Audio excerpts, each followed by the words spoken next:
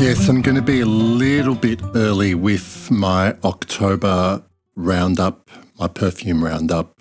And it was up until today going to be not much happening for the last month. I'll talk about what I wore the most of. I didn't actually wear too many samples, but only in the last couple of days I tried a few different perfumes at a department store. And today I received a really generous parcel from one of my subscribers who sent it all the way to Australia, and I'm going to get to smell some interesting perfumes. So let's just get the most worn out of the way, and I'll talk about that. So my most worn, there's 4 perfumes for the month of October.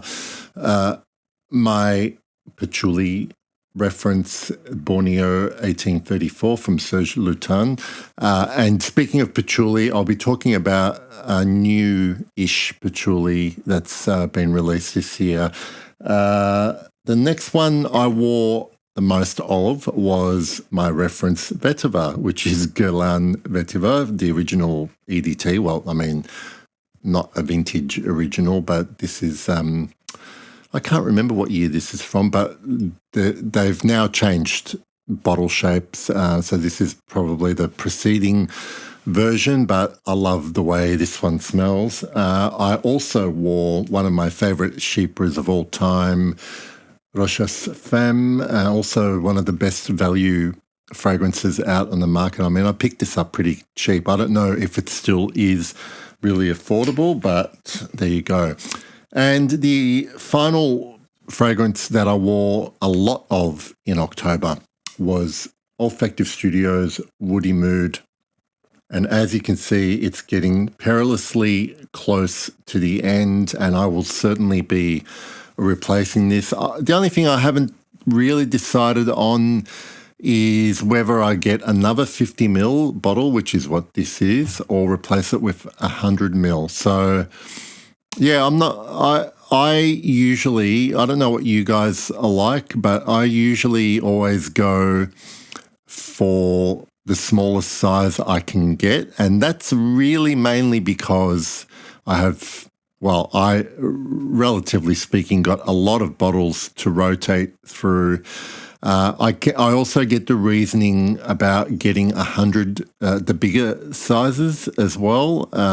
But yeah, that's just me. So those 4 fragrances were my most worn in October. Now, the other day I had an opportunity to walk through the fragrance section of my local department store here in Melbourne, and I happened to be walking past the Guerlain counter, and I did notice that there was a big promotion for the fact that we'd finally received Patchouli Paris in our lineup that was available to purchase here. So it's been out for a little while now, but only arrived here at the end, well, like in the last 2 weeks probably. And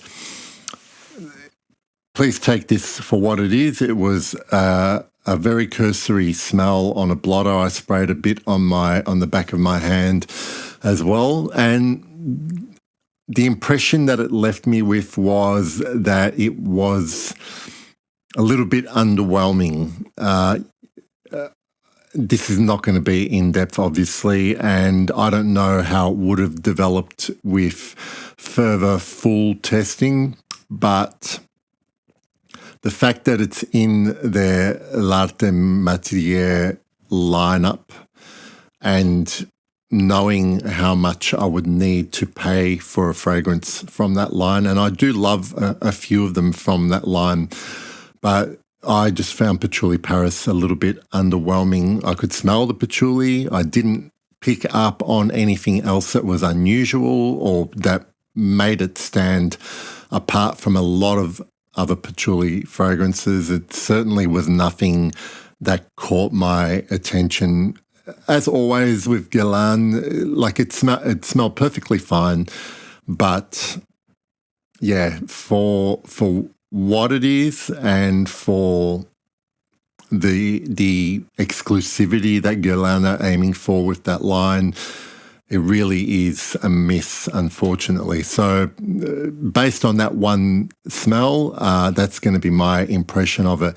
I'm not going to seek it out to test further unless I come across a decant or a sample, and I'll do further testing. But I was just a little bit meh about it. On the other hand, I also happened to walk past the Serge Lutens counter, and I noticed that they had Écrin de Fumée, and I didn't realise that it was available in Australia. And so obviously I've been wanting to smell this, and as opposed to Patchouli Paris, when I sprayed this on a blotter and some on my other hand, I couldn't get my hand away from my nose. Now, it's not something that I've never smelled before, but it is just a really well done, smoky, boozy tobacco combination. And there are quite a few fragrances that live in that wheelhouse. But again, Serge Lutens, Christopher Sheldrake just find their little spot in the fragrance spectrum and just do it their own way. And I was really impressed with what I smelled. So that one I'm definitely interested in testing and smelling more of. So yeah, those two fragrances, I think Écrin de Fumée might have come out last year or the year before. I'm really behind when releases come out. So that one I really liked and want to smell further on my skin. The final thing I want to talk about in October is today I received a really nice parcel from one of my subscribers and someone who I've messaged with on Instagram. And he sent me a parcel with several samples in them, and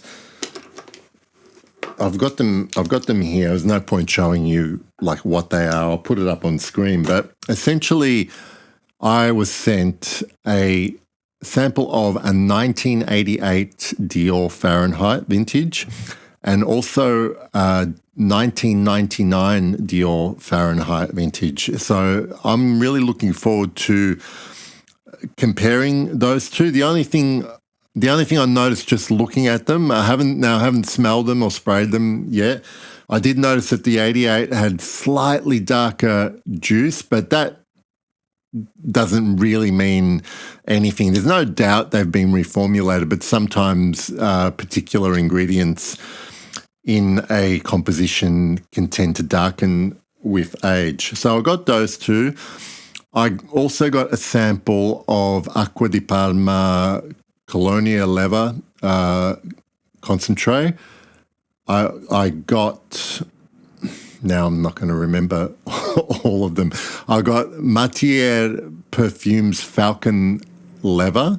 I got Les Extraits des Cendres. What else did I get? I got Chris Ruzak, After Every Ounce of Joy Has Left My Body. And I've got a feeling there was, the one I was most excited about. I might have left one out, but the one, I don't know how many of you have seen the video where it was a while back, I talked about fragrances that I really wanted to sample that I had not sampled yet. And one of them was mentioned, this one was mentioned in that video. So I'm going to get to smell it. If not, even if I know there's a very little chance I'm going to be able to own it if I love it, because the sample that I was sent was Roch by Roberto Greco, composed by Christopher Sheldrake. So I'm really excited to see what all the fuss is about with this fragrance, and looking forward to smelling it. I hope I don't love it. I hope I really don't love it because then I'm really going to have FOMO about not having a bottle. So if you heard any of those, I'm just trying to remember if I've left anything out. Fahrenheit, I probably have left something out. And if you want me to do a review, like of one of those, and if I get enough comments, I'll focus on doing a review of one of those fragrances. But October's been great. The channel's done really well this month, and all because of your support. So thank you for watching. As always, I hope you've all had a great October. Happy Halloween, happy Diwali for those who celebrate, and I'll see you in the next video. Bye for now.